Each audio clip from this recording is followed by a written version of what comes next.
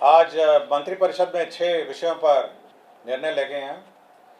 सबसे महत्वपूर्ण निर्णय राज्य में शिक्षा बहाली की और नियुक्ति की नियमावली का निर्णय मंत्रिपरिषद ने आज लिया है।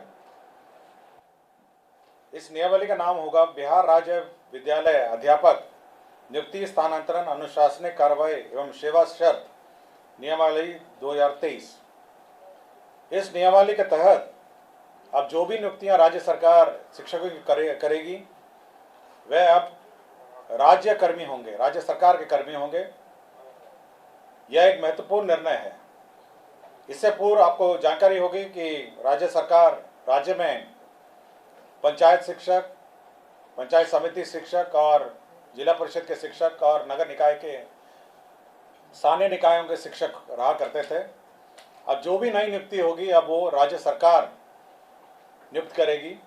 राज्य सरकार नियुक्ति के लिए एक अलग परीक्षा आयोग के माध्यम से लेगी। तो एक आयोग जो राज्य सरकार निर्धारित करेगी, हो सकता है बीपीएससी, हो सकता है कोई भी आयोग जो है जो निर्धारित करेगी, उसके माध्यम से राज्य सरकार परीक्षा लेगी और परीक्षा के माध्यम से ही अब नियुक्तियां होंगी। इस नियुक्ति में भाग लेने के लिए जो अर्हता होगी वह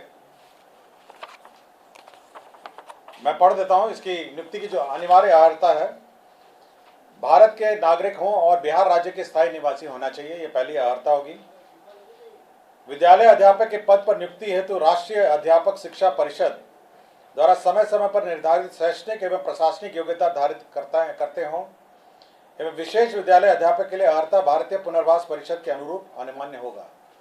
तो ये महत्वपूर्ण एक अनिवार्यता है। राज्य सरकार एवं केंद्र सरकार द्वारा समय समय पर आहूत शिक्षा पात्रता परीक्षा में उत्तीर्ण हो, परंतु वर्ष 2012 से पूर्व नियुक्त एवं कार्यरत शिक्षक जो दक्षता परीक्षा उत्तीर्ण होंगे के लिए शिक्षक पात्रता परीक्षा में उत्तीर्ण अनिवार्य नहीं होगा। विषय विशेष के लिए अलग से विशेष अर्हता का निर्धारण विभाग द्वारा समय समय पर किया जाएगा।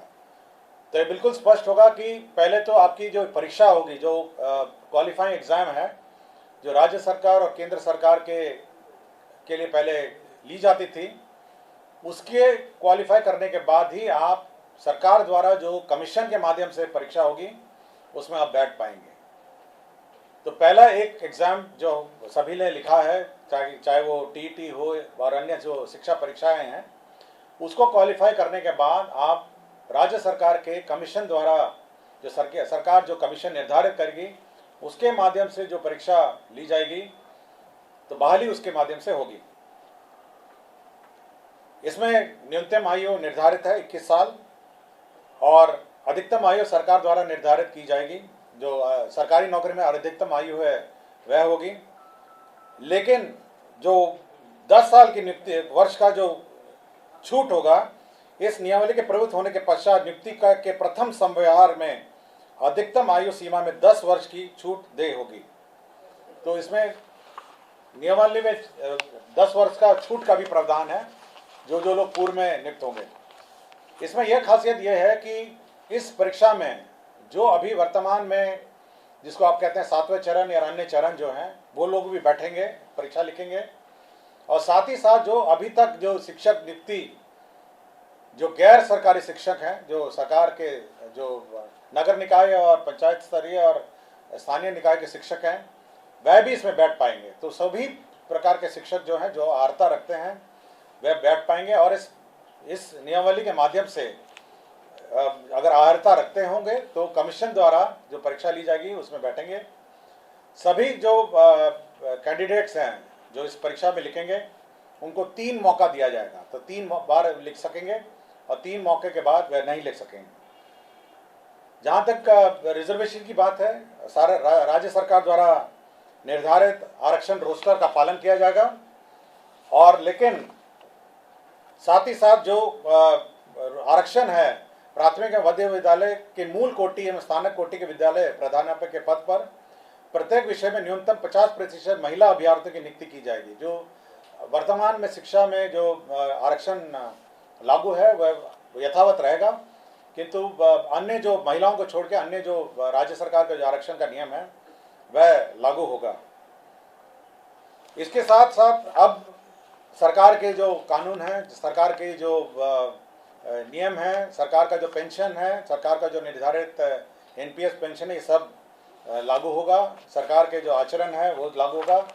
यह नीति अब जिला संवर्ग के रूप में होगी, जिसमें जिला के अंदर स्थानांतरण का प्रावधान है और अंतर जिला का भी स्थानांतरण का विशेष परिस्थिति में प्रावधान है।